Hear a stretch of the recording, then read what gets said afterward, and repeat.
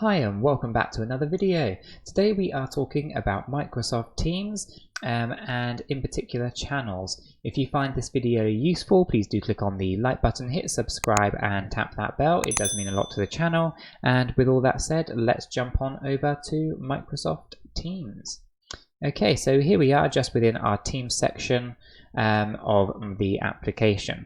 So what I want to do here is actually add a channel to an existing team that I have created. So just here under supply chain team, I only have one channel called general, which is the one that is set up by default when you create a new team. In order to add a new customized channel, I first of all have to hover above the team that I would like to add it into and then head over to the ellipsis on the right hand side, not of the ellipsis on the existing channel but of the team itself. If you click on the ellipsis there, you'll notice you're presented with several different options such as manage team, add channel, add member, leave team, edit the team, and etc, etc. What I want to do in this example though is actually add a new channel to that team. So what I'm going to do is click add channel.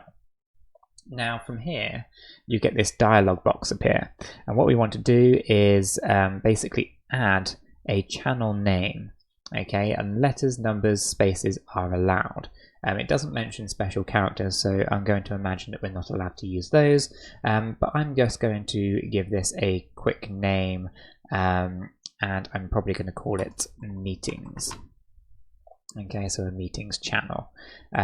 This channel is for meetings.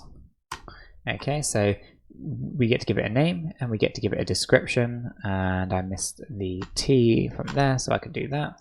And then you have privacy, so we're going to leave this as standard, but you could also, if you wanted to, create a private channel as well, and then obviously automatically show this channel to everyone's channel list. Now I'm not going to tick that, and I'm just going to click OK.